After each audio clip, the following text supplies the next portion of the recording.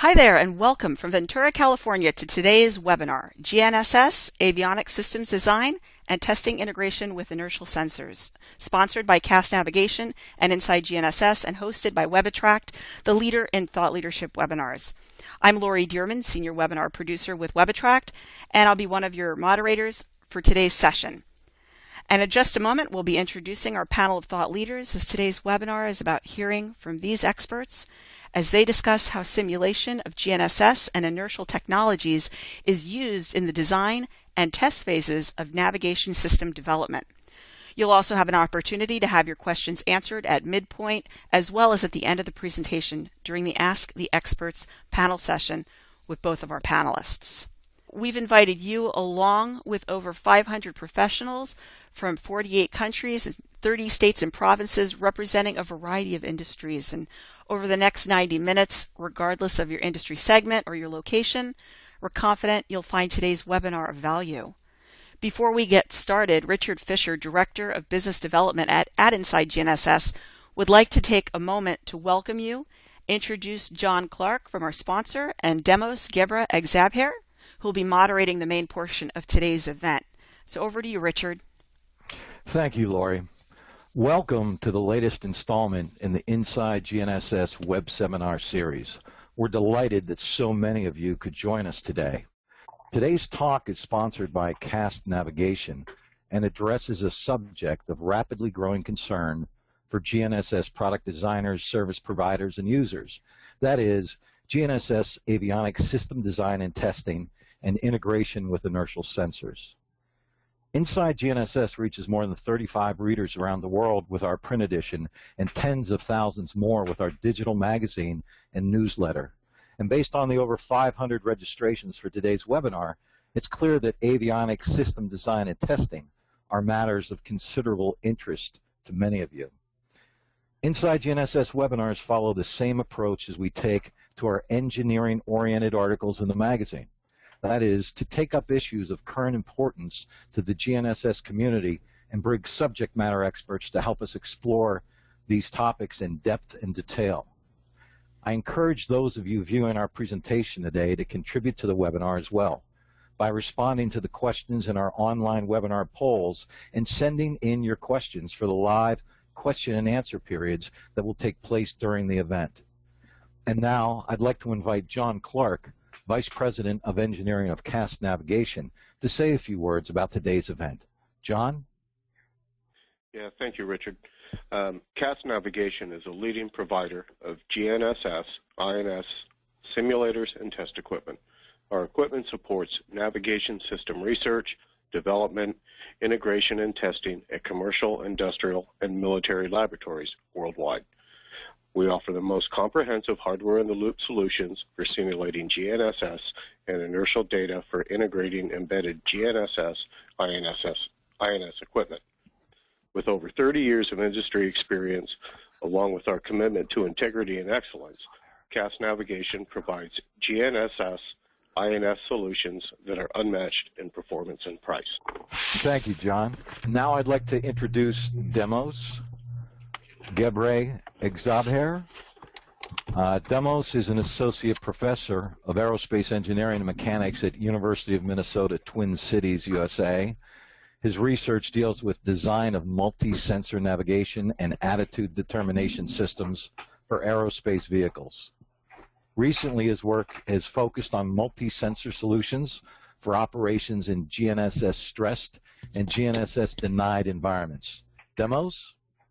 Thank you, Richard, and welcome everyone. We're glad you could join us today for this webinar on avionics system testing and design. And we've got some excellent panelists to discuss that subject with you. Before we get started, we'd like to do a quick poll to get a pulse of the audience. So, Lori, if you would put up the first poll. I'd be happy to, Demos. And folks, coming up on your screen is that first poll. And we'd like to know, what are GNSS, INS simulators used for? So go ahead and select all that apply in this case. It's system qualification, engineering development testing, system integration, or algorithm development. And it looks like we've got 54% system qualification, 77% saying engineering development testing, 68% system integration, and 75% algorithm development. Demos, how does that stack up with what you were thinking? Well, okay, so as you'll see in this talk, all these different aspects are applicable, so kind of an even spread. So with that, let's go ahead and introduce our first panelist here. First panelist presenter is Dr. Alex Stratton, who is a principal engineer and technical project manager in the Airborne Navigation Department of Rockwell Collins Government Systems. He has 24 years of industry experience in military and civil navigation, guidance, and control system engineering. He has led the development and certification of several GNSS radio and integrated navigation systems, including GPS, local and wide area augmentation systems, multiple mode receivers, and military anti-jam and precision landing systems. His current interests include high accuracy and high integrity navigation, precision landing applications, military civil interoperability, and GNSS modernization. Dr. Stratton holds a Bachelor of Science in Electrical Engineering from Rensselaer Polytechnic Institute and a Master's and PhD from Princeton University. Alex? Thank you, Demos, and welcome, everybody. I'm enthused to talk about the GNSS INSS technology in avionics today. This field is ongoing. Both it's a mature technology, and at the same time, it's undergoing a lot of development as well as exploitation in various flight regimes. As we could see it moving forward, yes, so talking about the civil navigation context here, GNSS INSS is a cornerstone technology for oceanic and remote operations, and it's migrated from there where it can provide accuracy globally and a long way from civilization into the en route terminal phases and into the approach and landing phases, including both non-precision approach and more recently precision approach, providing a vertically guided descent to a runway. There's several areas currently under development, and I've highlighted some of the current technology drivers in GNSS INSS avionics, particularly highlighting in bold some areas where GNSS and INS integration in particular is a big help or even a firm requirement. We've seen migration of required navigation performance RNP criteria from en route and terminal airspace and down to 0.3 and even down to RNP 0.1 under the RNP authorization required regulations coming out. Automated dependent surveillance broadcast is also allowing GPS position to assist with surveillance. And SBAS LPV approaches, which are already present throughout the United States, are working towards lower decision heights down to 200 feet in some cases. GBAS, a ground-based augmentation system, is moving from Cat 1 deployment, and Cat 2.3 is being studied, which is certainly an area where inertial reference systems will be of some help. Situational awareness is another key area where GNSS and INS integration plays a role, assisting with runway overrun, for example, as well as enhanced displays and vision systems and surface ops. Also, UAVs, uninhabited aerial vehicles, are certainly making use of this technology and the integration of GNSS INS. Talking about the basic design configurations of GNSS INS avionics, they pretty much divide into federated and embedded systems. In the area of federated systems, we've first in the civil world saw standalone GNSS receivers with IRS systems. And these systems are commonly seen in business and regional architectures today as well.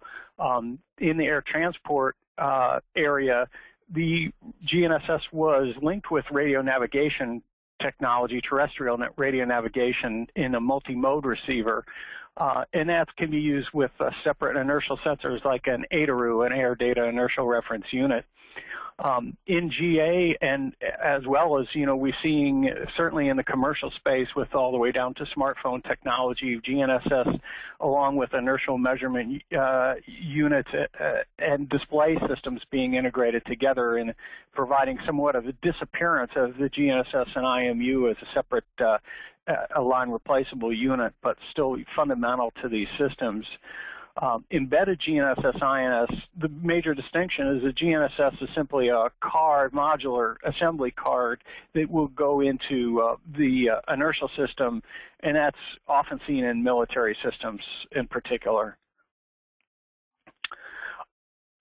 The other, besides the physical integration, there is architectural integration options. Primarily are loosely coupled and tightly coupled, and that can be kind of contrasted between the two figures.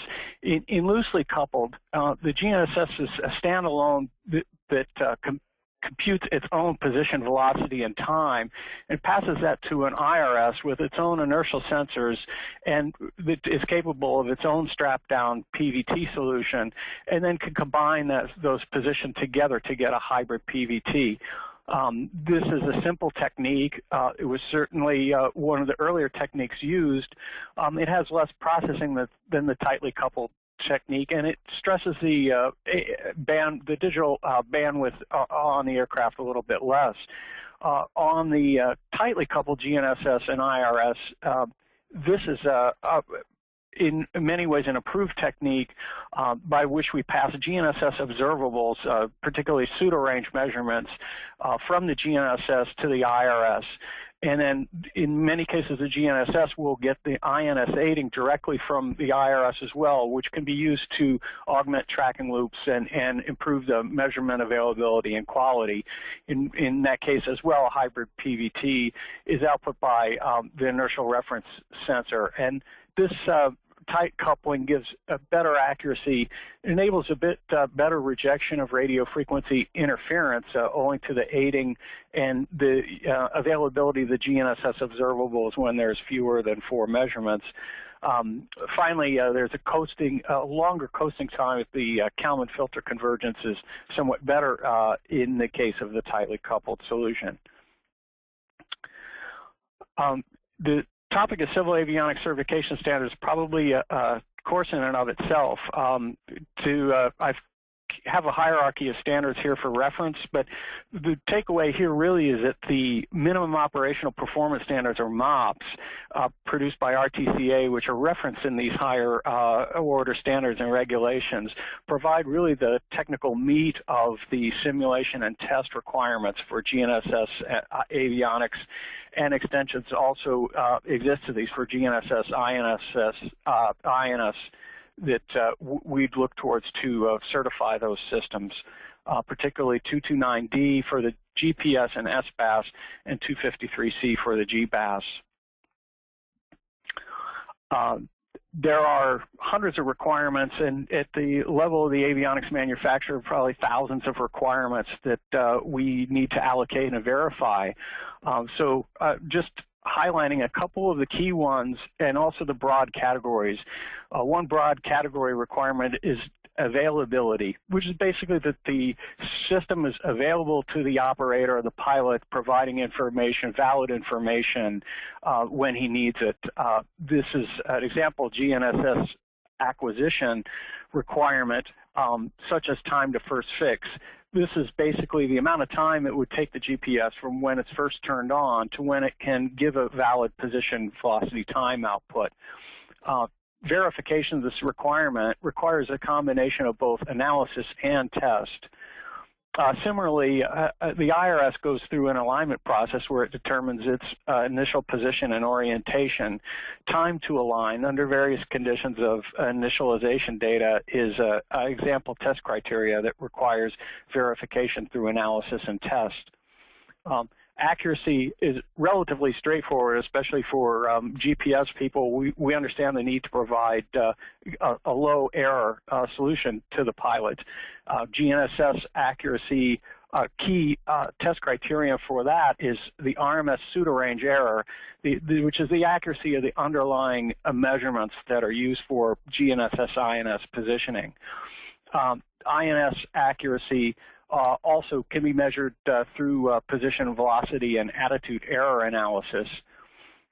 Integrity is a key safety requirement, and it relates to the trustworthiness of the system's output, and in particular, the ability to provide a timely warning if there is some anomaly or fault that would create a loss in accuracy. So satellite fault detection and exclusion is one of the key requirements under this category. So to test this, an example of a criteria is the time to detect a simulated satellite failure, which we would again verify through analysis and test. Takeaway here really is that in order to certify these systems, we need to do a number of analyses and tests, and in particular, that's where simulators as well as sensor models are necessary and useful. So we need accurate performance models. We can do that to divide and conquer the testing somewhat between GNSS and IRS, and we can test them as integrated systems as well, such as I'll show in the next slide. The GNSS performance is, as a radio navigation sensor, is heavily dependent on how the sensor processes the complex GNSS RF signal waveforms. And so we need a GNSS simulator to generate this dynamic RF signal that will simulate a GNSS constellation or multiple constellations.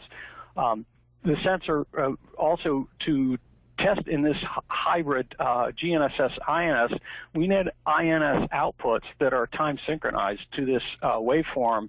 And so we often look to the GNSS simulator to provide us these INS outputs. And underlying that is an inertial sensor error model that's needed in order to generate valid simulations of these sensors. So the GNSS simulator is key for our performance testing, and that's true as the attendees recognize from the initial poll throughout both the development and all the way through certification and formal testing. And as we'll see, the sensor error models that we'll develop here are a necessary part of the underlying test capabilities. So next, I'd like to present a typical GNSS-INS test configuration, and there are many different versions of this. So this is really just an example. We're starting with the simulation control, and this is often could be a PC. Typically, this PC with some special features to drive external RF signal generation.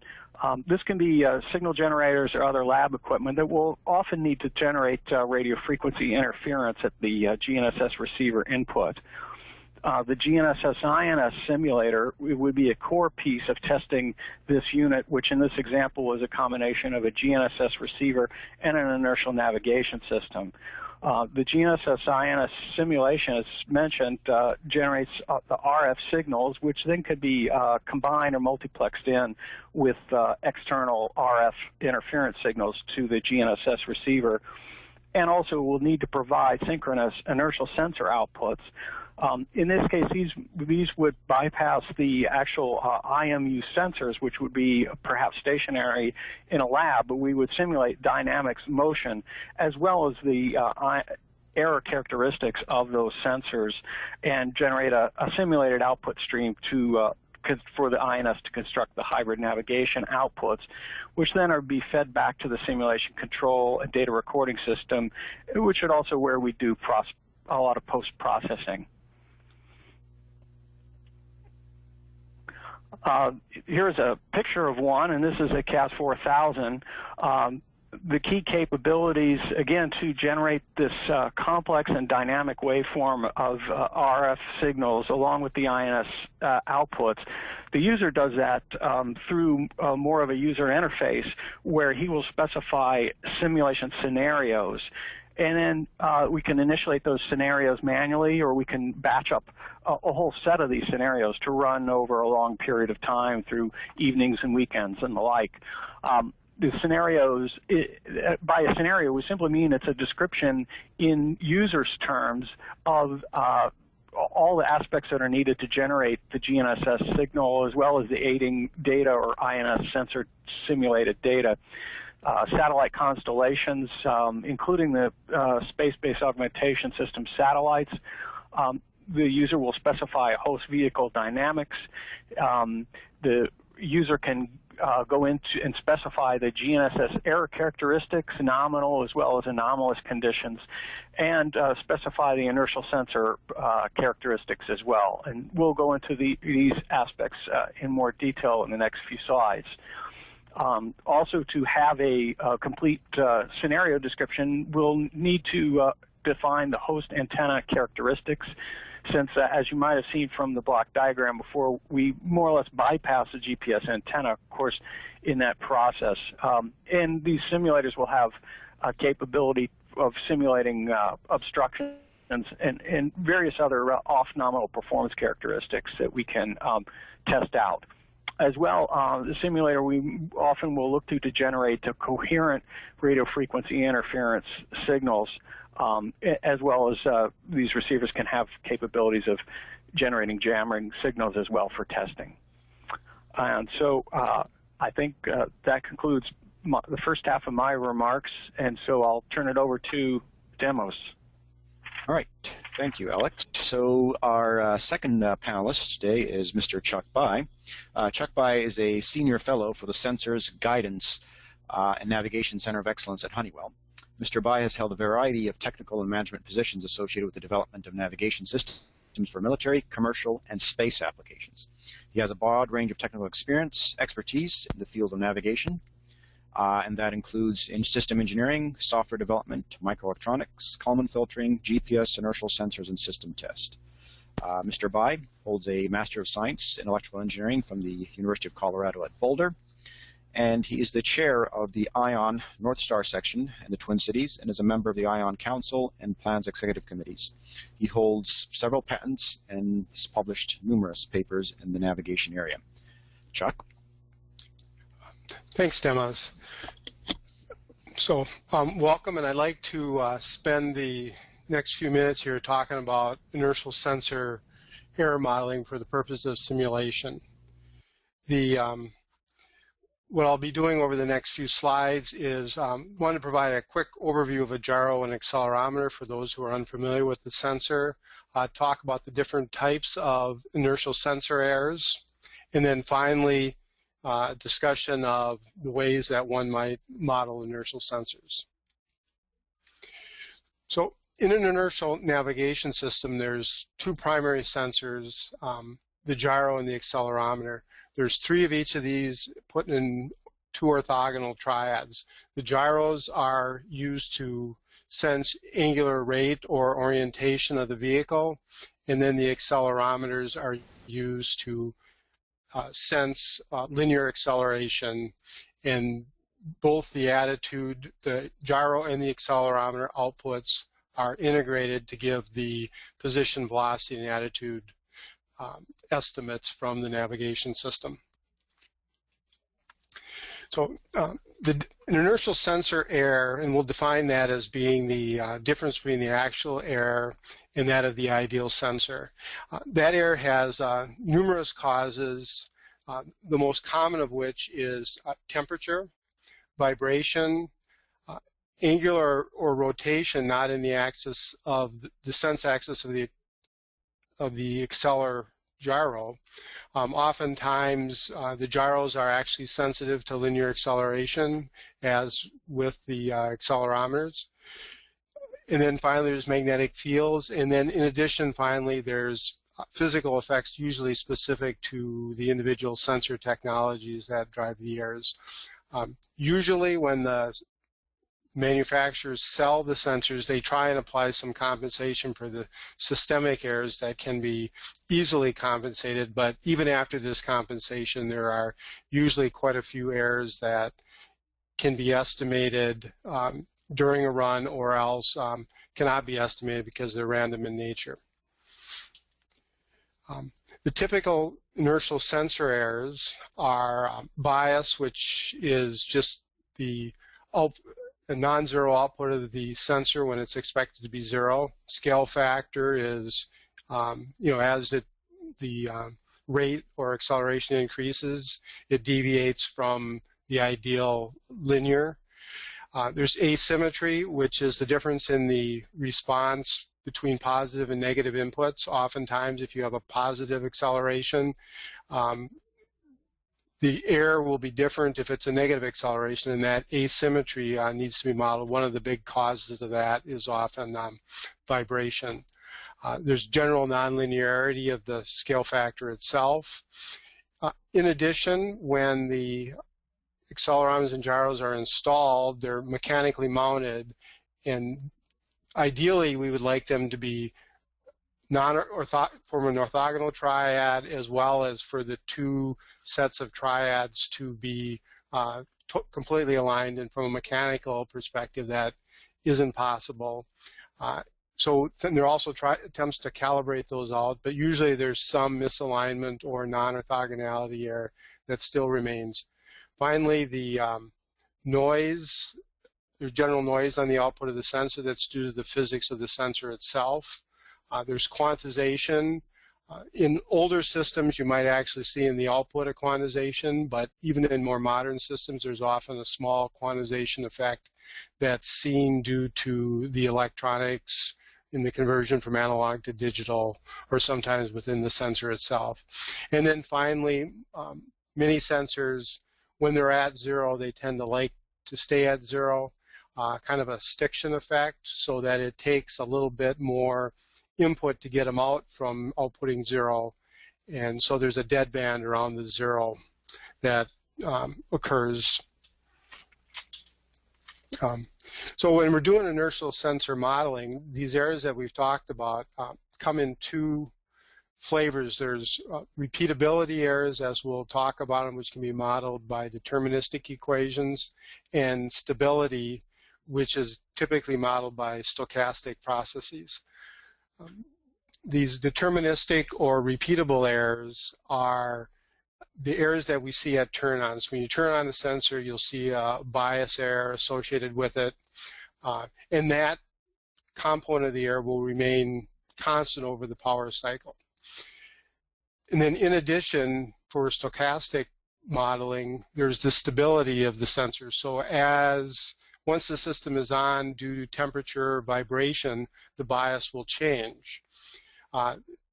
And typically, so we're seeing a variation of the errors over the power cycle. And this process tends to be random because it's due to environmental effects or just the random physics of the sensor itself. And therefore, it's not deterministic, or the driving force tends to vary from mission to mission or turn on to turn on. So they appear to be random from the perspective of looking at the sensor. So typically we model those as stochastic errors.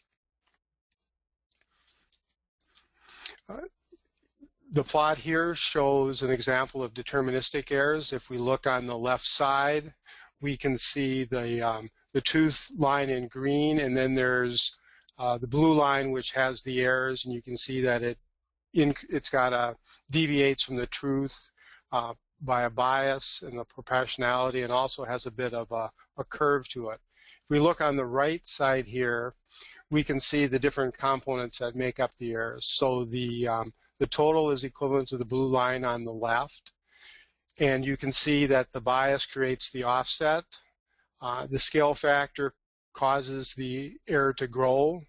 And then finally, the nonlinearity in the light blue puts the little curve in the line. So you can see that that a single error from the perspective of the user can be composed of several components.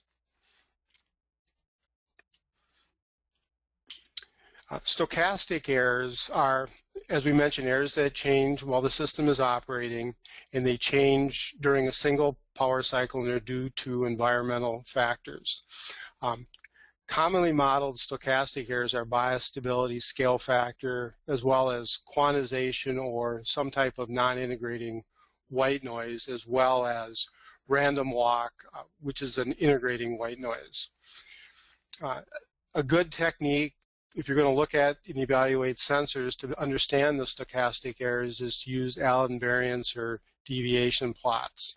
They're very helpful in quantifying these errors. Allan variance is also referred to as a two-sample variance plot. Here's a plot of example of an Allan deviation plot, and it shows the key things that one can see when one looks at inertial sensor outputs when using an Allan deviation plot. So in order, you don't just simply do a time history plot. There is some pre-processing that's done to the data, which is defined in this IEEE standard, and it groups the data in special ways, and it creates a plot based on the time tau, which is the grouping time, which starts at the basic sample time and goes out to the longest sample that was taken. So if you're taking data over an hour, the first point would be at 0 time, and the last point would be at about an hour. And then the Allan deviation is the value that you get using the algorithm that's specified in the IEEE standard. When you see this plot, you can look at different points along the plot, and you can tell the quantization noise always shows up as the first as slope of 1. A random walk error will always show up as a slope of 0.5 in this part of the plot. Near the bottom of the plot is where we see the best stability that the sensor has, which is limited generally by the physics of the device, and then correlated noise, which are noise that happens due to systemic causes. And then there's the rate random walk and rate ramp on the right side of the plot, and these are generally caused by longer term variations in the sensor data, usually due to temperature or changes in vibration. Now, the next plot here shows an example of sensor outputs where you see it looks like a completely normal distribution with a slight bias, and it does have a bias trend, which is witnessed by the red line. But in general, the distribution appears to be white Gaussian noise. But with careful examination using an Allan variance plot, we can see that that distribution is actually composed of several different noise sources. In this case, the Allan variance plot goes along, starting at the green line to the blue, and then coming up here. And to make that simulated plot, there were several sets of errors. There was the white noise, or the quantization, which in this case was below what could be seen. It was dominated by the random walk. The random walk starts out here and goes down. The rate random walk doesn't become visible until near the end. And there's this Gauss-Markov curve, which I really haven't talked about yet. And usually in the simulation, instead of using a rate random walk, a Gauss-Markov process is used. And the advantage of a Gauss-Markov process is that it follows the rate random walk, so you can simulate the gradual changing and instability changes over time, but yet it has a limiting factor at the Gauss-Markov time constant, which limits the maximum error growth, which is typical of normal systems, since they do not grow. If you left the sensor on for hours upon hours, the bias doesn't grow infinitely over time. It's definitely limited by the temperature change or vibration, and the Gauss-Markov is a very good technique to simulate the temperature or vibration behavior.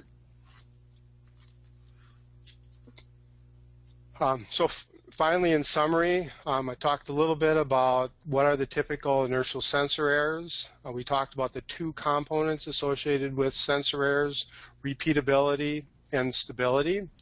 We then talked about the different types of models that we would use to model those, deterministic for repeatability, and then sensor stability errors are modeled with stochastic processes, and we can see how the Allan variance or Allan deviation plot is useful in understanding the types of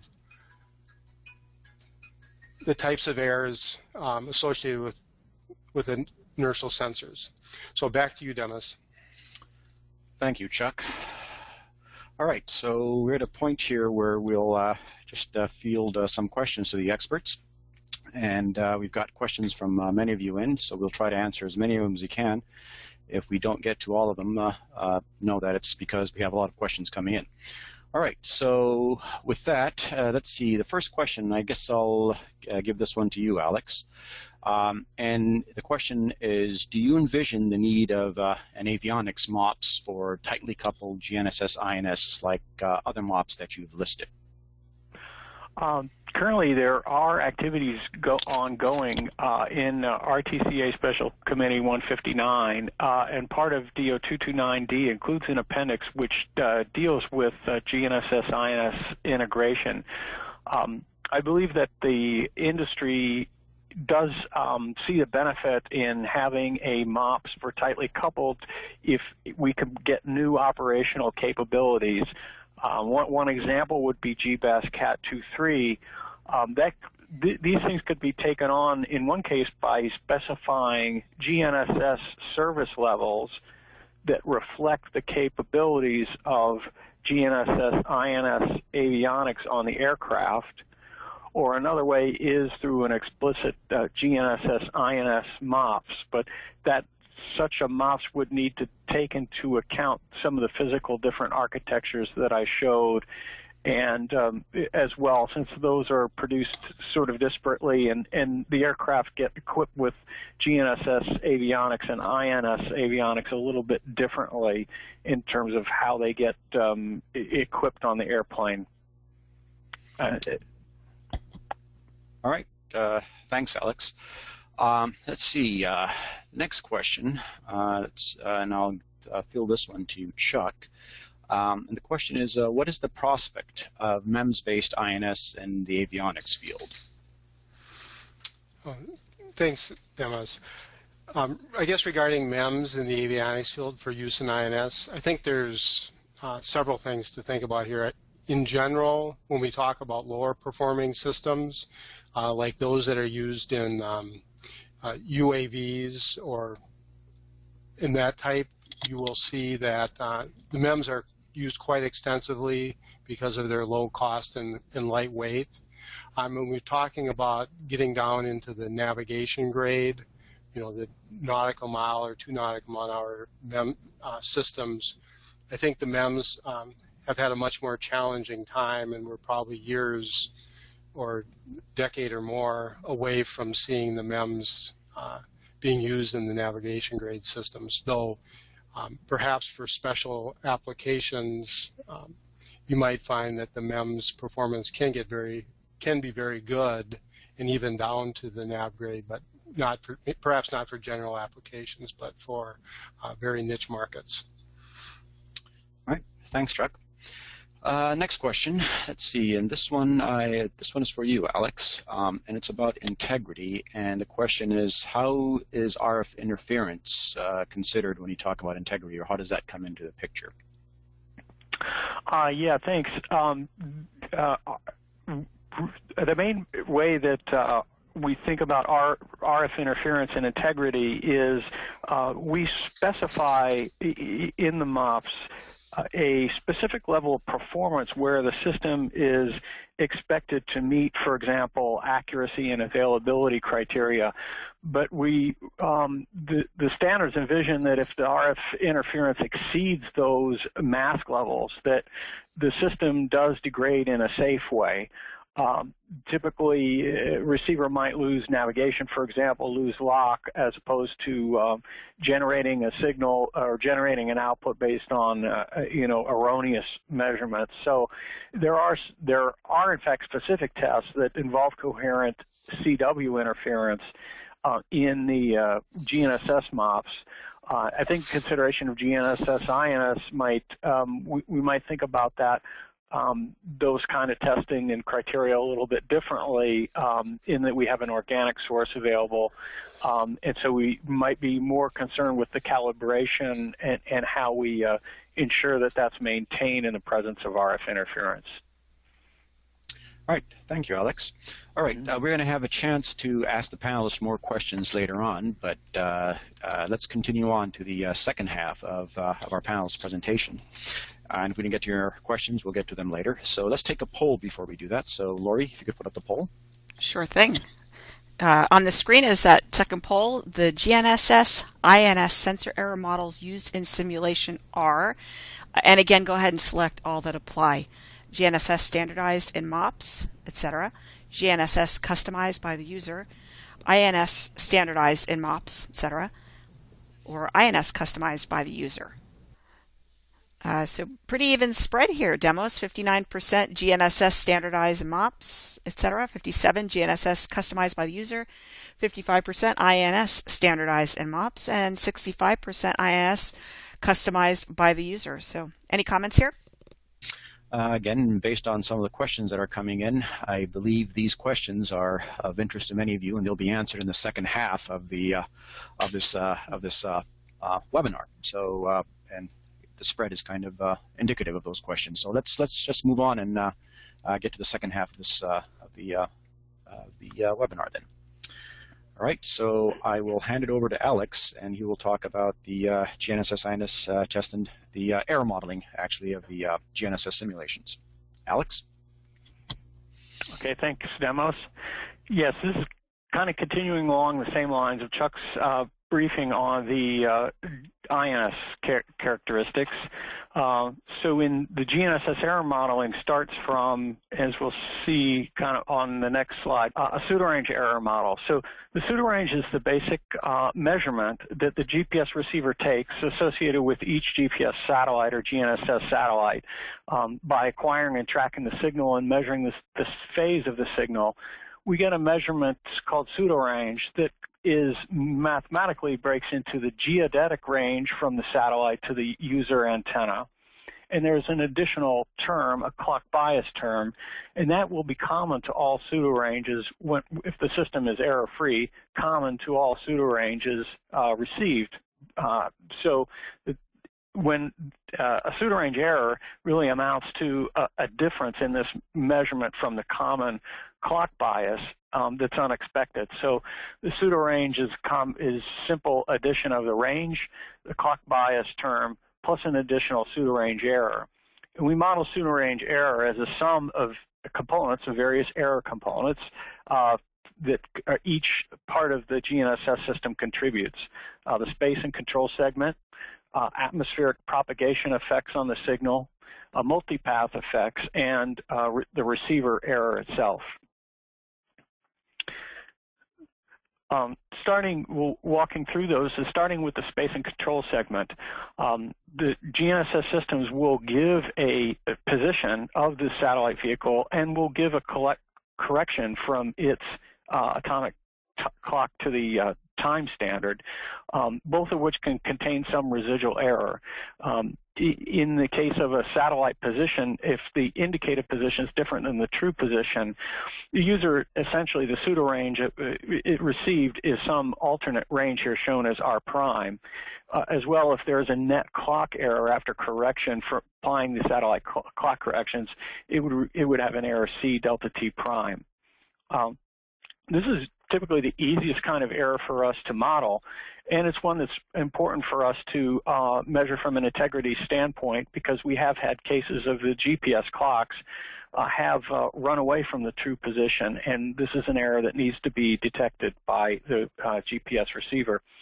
The simulation, so typically just to simulate an error-free case, we'll use zero mean, normally distributed Gauss-Markov noise. Deterministic models will typically be ramps of anywhere from a very slow ramp in testing a GNSS INS simulation system, say up to a faster 5 meter per second type of ramp. Atmospheric propagation effects are actually a fairly complex physical phenomena. We can model it typically using some standard physics models, and the GNSS simulator typically can enable us to program those in, or it has we'll have some models available to us.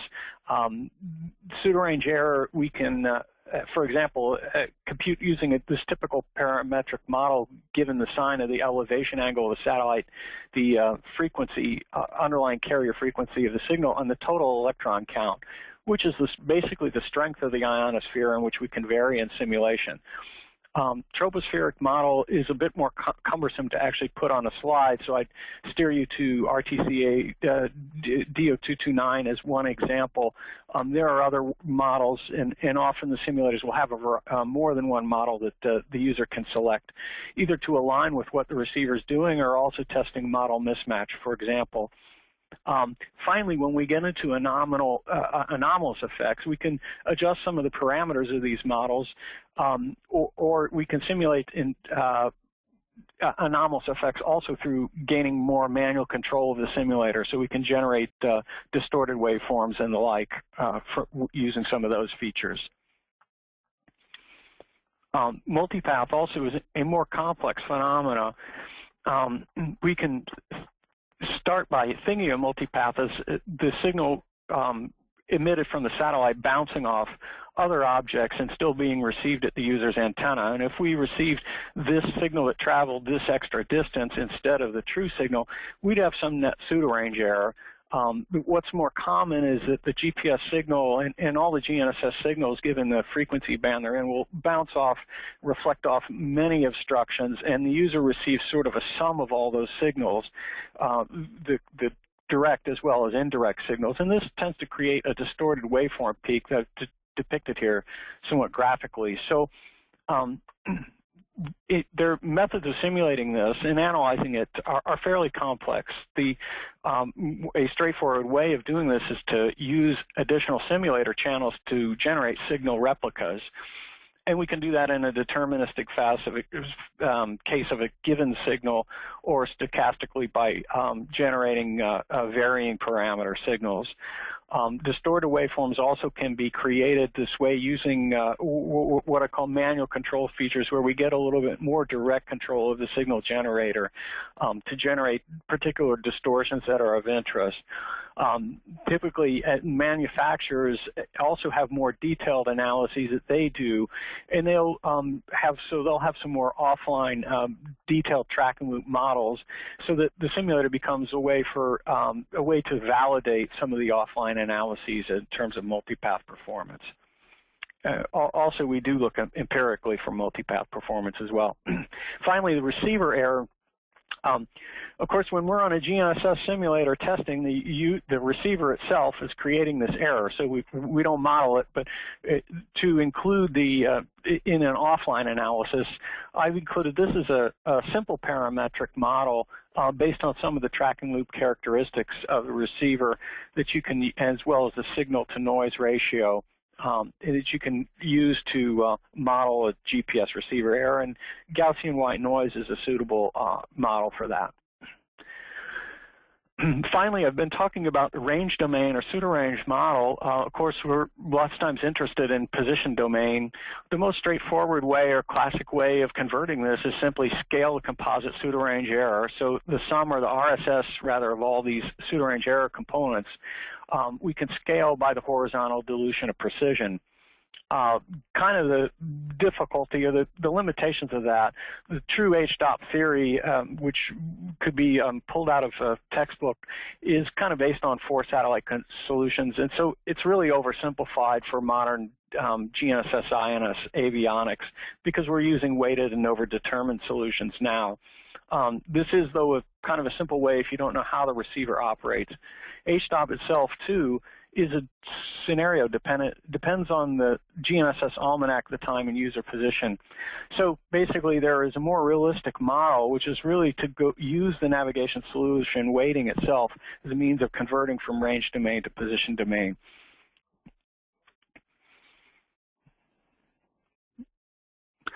Oh, excuse me. So finally, again, as I mentioned, we bypass the antenna normally in GNSS simulator testing. So we need to model that in the simulator. And the simulator will enable us to enter, for a fixed reception pattern antenna, the passive gain response of the antenna. So we can enter in known antenna gain characteristics, which the manufacturer could provide us. Or another way is to use, for an example, an antenna certification standard and enter its minimum values to show as a conservative test, given that we might be at the minimum. In many cases, we're dealing with active fixed reception pattern antennas. So if the antenna has an LNA, which we're also bypassing, we need to adjust the composite RF signal for the increase in noise temperature of the LNA. And we'll typically do that by combining an RF noise source in with the GNSS signal coming out of the simulator. And when doing that, we need to calibrate that for the thermal noise that the simulator itself is generating.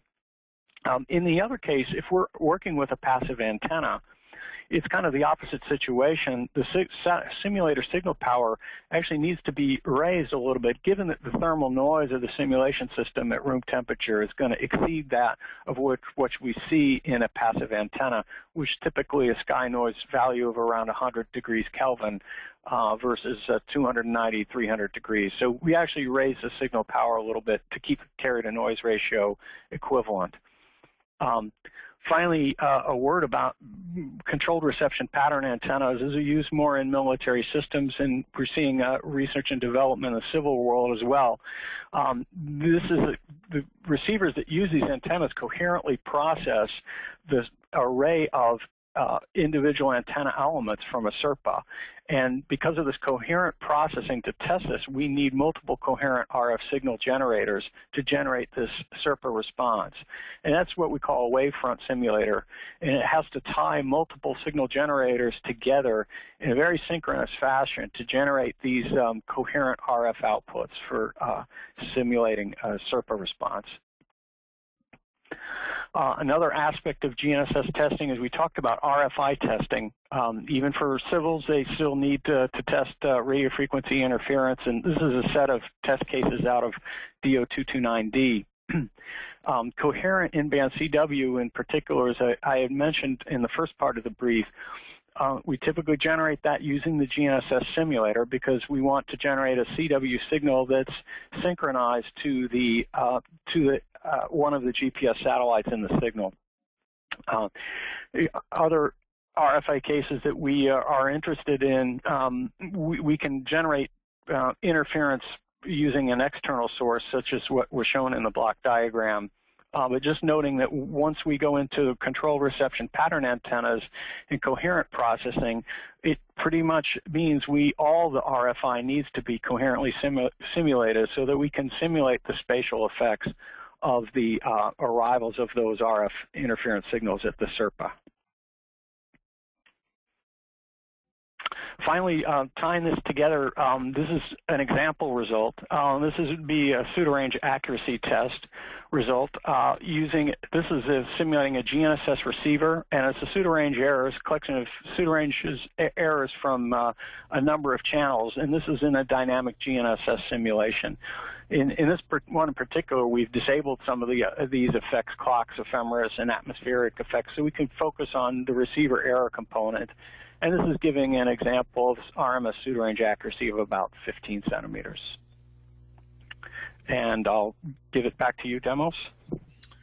Thank you, Alex. All right, so moving over to IMUs and inertial sensor modeling, Chuck will tell us how to do that. All right, Chuck. Thanks, Demos. So in this part of the talk, I would like to talk about an example of how to model inertial sensors. And what we'll do here is we'll select some sensors from some manufacturers, take a quick look at their specifications, and then we'll discuss some approximations to make the models complete. As we'll see that each manufacturer kind of has a little bit different bent on what they specify, and the information they provide isn't necessarily complete for us to create both a deterministic and a stochastic model. So for this example, I kind of randomly selected 4 IMUs that vary in quality from the vector nav, which is a low quality IMU using MEMS sensors, to the Northrop Grumman Allan 200, which is the best performing IMU listed here, and the Honeywell and the KVH IMUs fall in between. Each of these IMUs is specified a little bit differently, but for evaluation and simulation, we really need to kind of have a common error budget for each of these IMUs containing the same terms, so we can plug them into our simulation.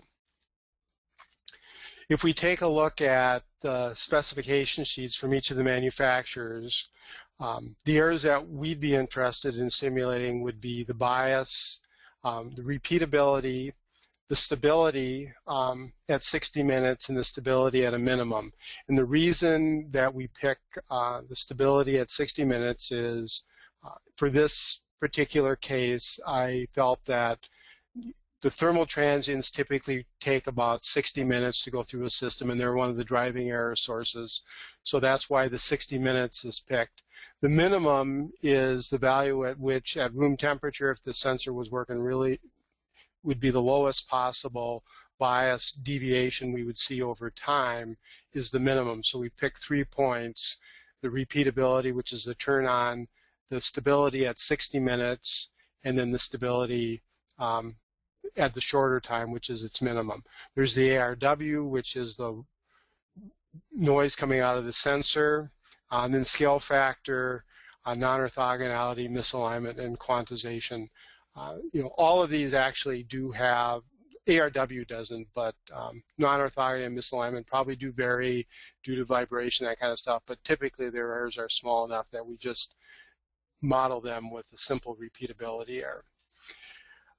Looking at the accelerometers, we can see also that the manufacturers specify some of the errors, but for example, Honeywell and Northrop Grumman didn't specify much regarding the scale factor. And part of the reason for this is the scale factor tends to be a smaller contribution to total system error than does the bias or the velocity random walk. So just as we go through this a little bit, I wanted to kind of refresh everybody a little bit here. So when we're talking about our modeling, we have the random walk, which was specified on the sheets. The minimum stability is the value that would be along this line, and then the 60 minutes would be typically out in this range, which we would use the Gauss Markov process, and that would be the peak of it. So what we're going to want to do for a simulation is you want to simulate the random walk line, and then you've got the minimum here, which is one of the points you want, and then you're going to have the Gauss Markov process, which is going to come up and then peak at the time you want it. So you want to kind of set those parameters so that you get the random walk number, the close to your minimum stability, and then also the value for the Gauss Markov process that simulates the highest instability that is seen when you look at the sensors. There's a couple ways of trying to fill in these missing coefficients. The best approach, of course, is to actually measure the data, which would be to buy a representative sample set of the sensors, put them under temperature and vibration, and take a look at the sensor errors, make the Allan deviation plots, and then use velocity random walk and a Gauss Markov process to create, to match the curve that you saw during your experiments. Typically, that's kind of an expensive way to go. So there are other ways to kind of do this, and they're using general guidelines.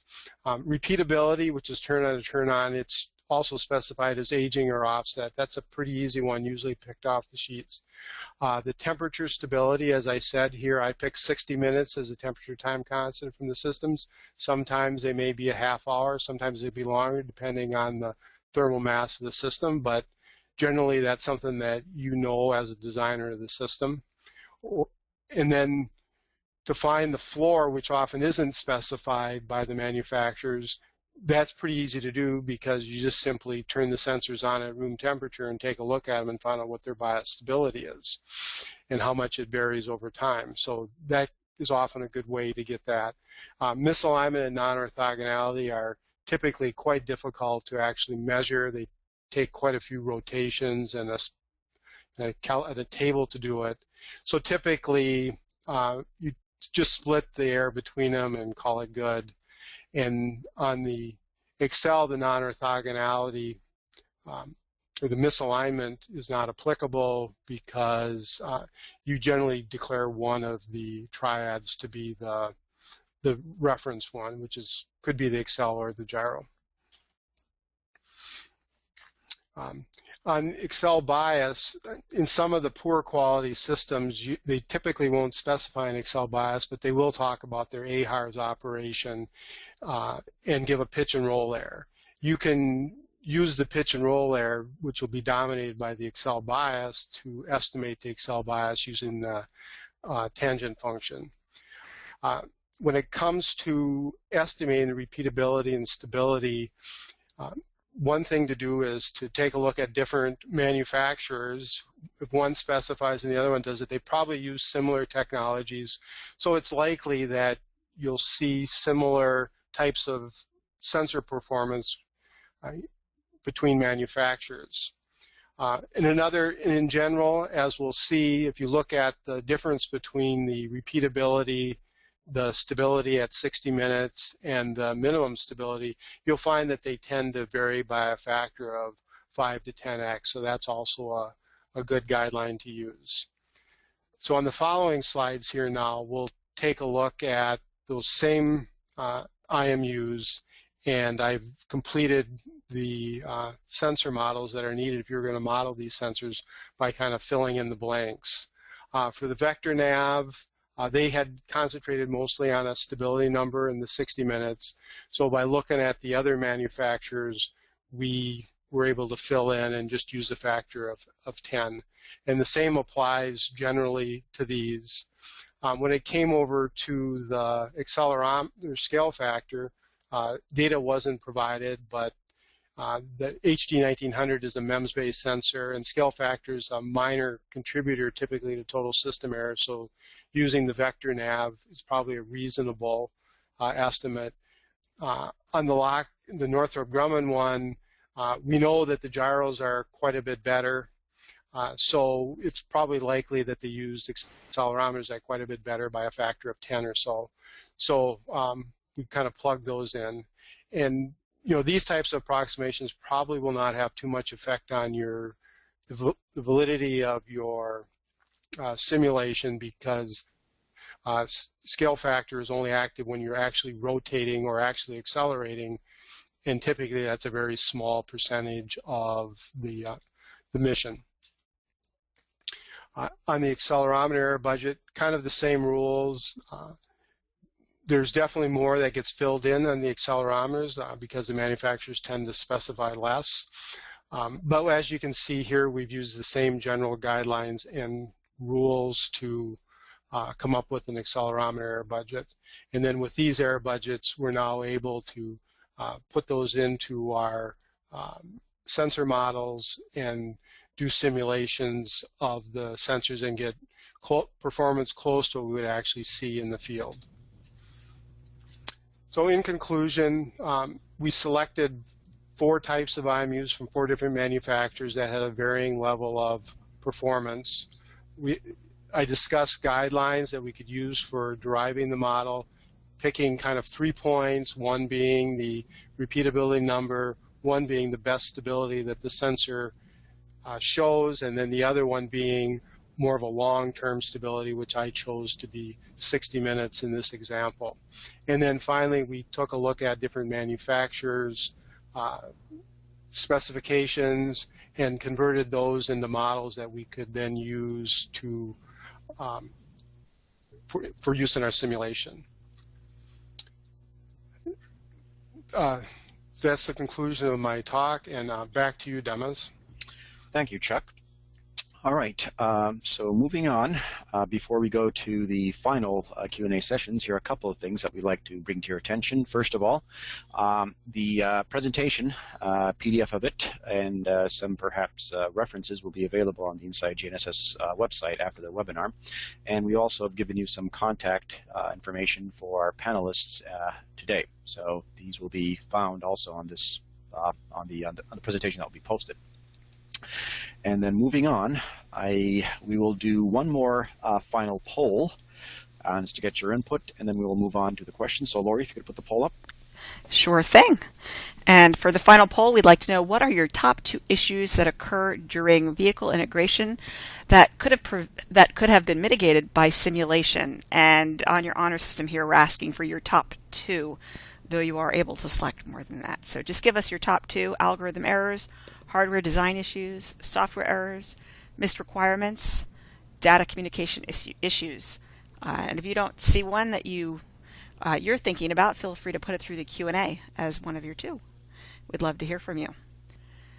Okay, looks like our winner here, 61% algorithm errors and 37 hardware design issues, 49% software errors, 41% missed requirements, and 23% say data communication issues. So there you have it. Demos, any comments there? Again, it shows that simulations are a really useful exercise for catching all these errors before products go out. So it's a nice spread. All right. So with that, I guess let's move on to the second Q&A session with our panelists. And John Clark from CAST is also going to be part of this Q&A session.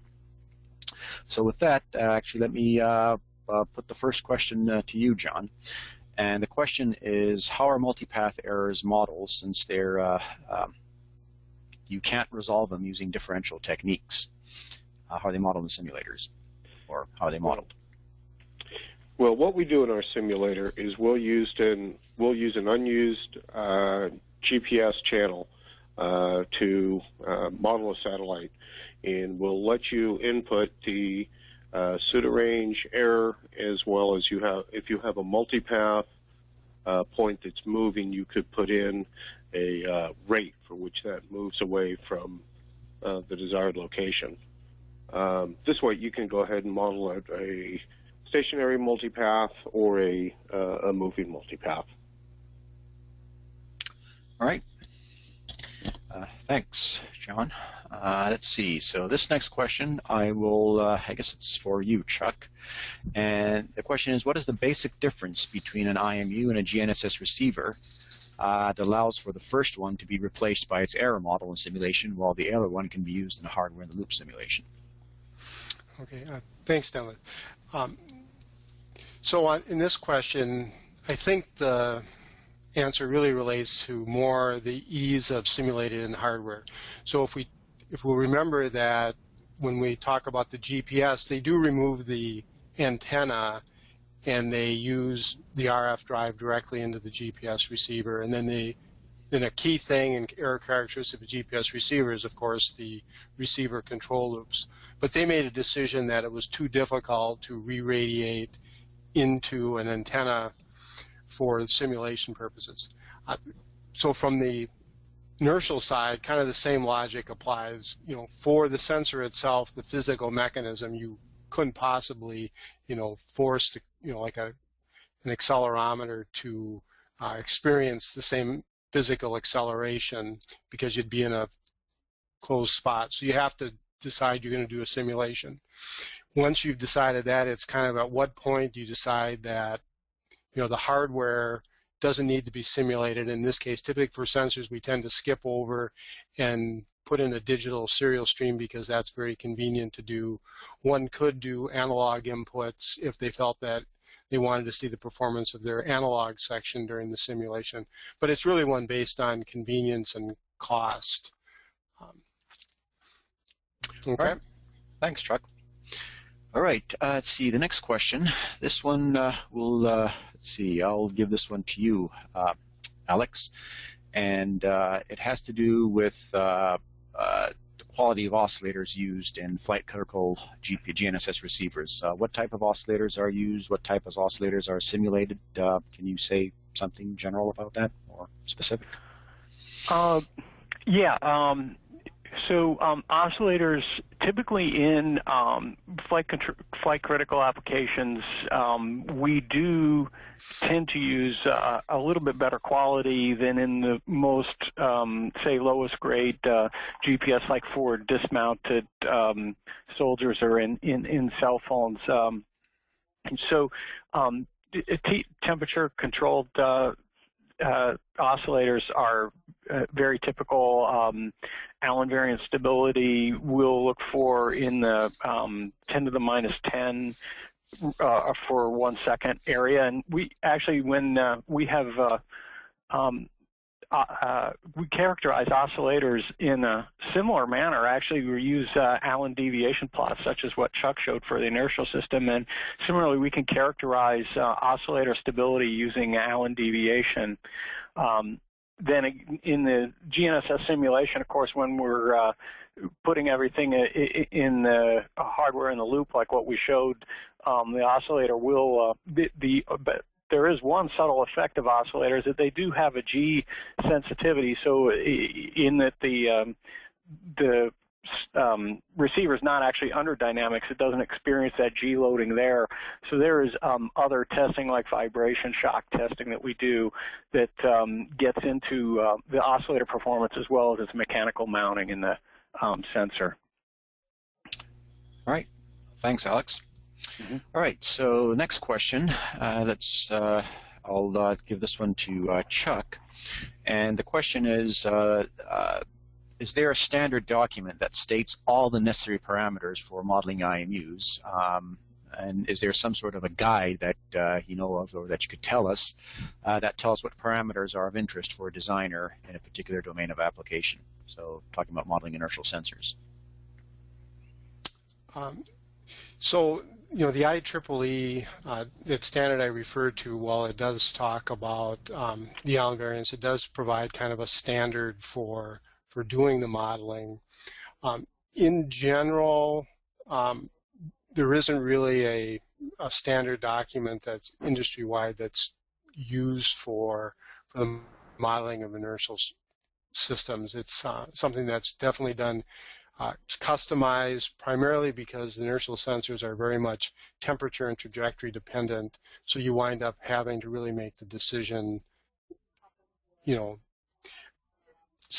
for each program and being specific to each program. Okay? All right.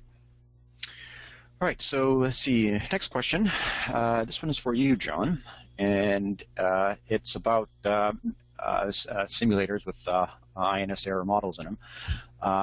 So there's an INS error model in the simulator, and you have an integrated INS GNSS system also in the simulator.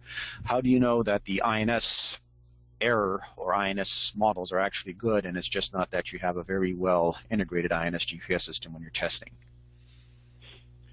Well, typically when you test using one of my simulators, you will go ahead and put the INS portion to sleep that's in your navigator, and you use the delta V's and delta thetas generated from the simulator to drive the INS portion of that solution. In the simulator, you have complete control over any of the INS errors that you'd wish to manipulate. This way you can go ahead and model a noisy gyro, a noisy accelerometer. You can change some of the ancioelasticity numbers. You have full control over those errors, and you can use that control to try and figure out what a less than ideal sensor would have an impact on your navigation solution. All right. Thanks, John. Let's see. Next question. This is for you, Alex. When you talk about integrity in GNSS S-Pass receivers, when you're talking about integrity calculations in GNSS simulations, are you talking about the S-Pass WAS integrity computations, or is there something else, or how does it? Where does that calculation come from? Yeah. So I was mentioning fault detection and exclusion as being an algorithm that a GNSS receiver or a GNSS INS combination will have to address when it's not within S-Pass coverage. But when within S-Pass coverage, the receiver is required to compute a protection level calculation, and so the integrity testing then in that mode involves basically verifying that we're computing the protection level correctly, and that is there's two aspects. One is that we can compare the performance of outputs of the hardware in the loop simulation, such as in the environment that what we've shown, with an offline model of what we expect the algorithm to perform in that scenario, and compare the offline algorithm with the hardware in the loop simulation result. Also, another aspect of that is that it does get into software verification aspects, and RTCA DO-178 gives a standard for how avionics manufacturers verify flight-critical software, or how we assure the design of flight-critical software. So kind of both those methods come into play. In the case of the simulator, it's really trying to evaluate the outputs and make sure that they are in the range that we expect in a specific test. Thanks, Alex. This one is for Chuck, and it has to do with the notion of stability. And you said, when you talk about IMU stability, are you referring to constant temperature or temperatures changing, or how's that defined? Okay, so when I talk about temperatures or IMU stability, yes, we are talking about temperature changing with temperature, where the change in temperature in my discussion there is seen at the sensor level, at about 1 hour. So yes, definitely changing temperatures. Okay. All right. All right. Let's see. Next question. This one is going to be for Alex, and it has to. It's with respect to standards. It says, do InsideGNSS simulators have built-in error models? Actually, let me see. MOPs for various GNSS-based systems specify error models that are assumed. With inertial sensors, do such MOPs exist, or is this something that the customer themselves that are doing the testing have to come up with? And actually, this one is more for Chuck. Sorry, Chuck, this question is for you. How would you address that one? Okay. No, in general, there is not a good MOPS for navigation sensor performance, and each one is usually done custom for the particular application, taking into account both the types of motion that the system will see, as well as the temperature and vibration environment. The IEEE does provide some standards related to how you might, classify some errors, but generally there isn't a MOPS like there is for the GNSS-based systems. Okay. All right. All right, so next question. This one is for John. If I'm going to be using a simulator and building a product, how do I know that the simulator is qualified? Are there standards for that? Well, I don't know of any entity that qualifies a simulator. However, all of our simulators are put forth through a factory acceptance test, and they need to adhere to certain standards, as well as all of our models for motion have been, approved over the years by the U.S. military. And as far as scales where they need to be certified, there's not really a scale, but we do have a set of factory performance standards that all our simulators need to adhere to, as well as we do a lot of simulator integrity by going through different tests to validate different options. All right. Thanks, John. Alex, this one is for you. What is your perspective on how integrated avionics systems will be certified for safety-critical applications? Does DO-178 say something or along those lines? What can you say about that? Yeah, so DO 178B or an equivalent standard is generally, I will say, required. We need to have software, design assurance of software in order to ensure that the likelihood of a latent fault in the software would not compromise the safety of the vehicle. So that process is really to characterize the criticality of each piece of software in terms of a malfunction of that software and what effect it would have at the system level. It's true that the more complex the implementation gets, and certainly with GNSS as the standards evolve, we tend to see increasing complexity, and this does make it harder to get through a design assurance process. It takes longer and it's more expensive. There's not a fundamental type of algorithm design or feature that sort of breaks the bank in that or gets us to a qualitatively different level. Certainly the folks working design assurance standards are looking at some of the newer means of development of avionics, like model-based development, and trying to give us guidance going forward as to how to assure the software designs when we use those kinds of development methods. All right, thanks, Alex. Unfortunately, time flies when you're having fun. There are a bunch of questions we didn't get to, but unfortunately we are running out of time, so we're going to have to call it quits at this point for a Q&A. So with that, I guess I'll hand it over to you, Lori.